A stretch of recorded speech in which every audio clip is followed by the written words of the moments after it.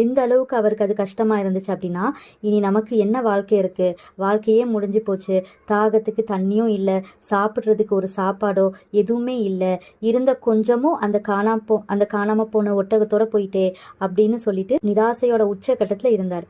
திடீர்னு ஏதோ ஒரு சவுண்டு கேட்டு அந்த மனிதர் வந்து கண் முழிச்சு பார்க்குறாங்க. பார்த்தீங்கன்னா என்ன ஒரு ஆச்சரியம்னா, அந்த தொலைந்து போன ஒட்டகம் வந்து அவர் முன்னாடி நின்றுட்டு இருக்கு. அவர் படுத்திருந்தார் இல்லையா, அந்த மரத்தடியில் வந்து அதோட கடிவாளம் வந்து சிக்கிட்டு இருக்கு. திடீர்னு அந்த ஒட்டகத்தை பார்த்ததும் அவருக்கு அவ்வளோ ஒரு சந்தோஷம், எல்லையே இல்லை அந்த அளவுக்கு.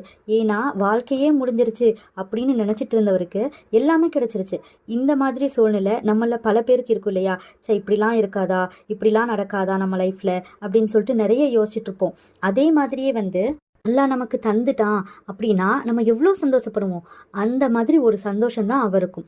பார்த்தீங்கன்னா உடனே அவர் வந்து எந்திரிச்சு என்ன பண்ணுறாரு, அந்த ஒட்டகத்தோட கடி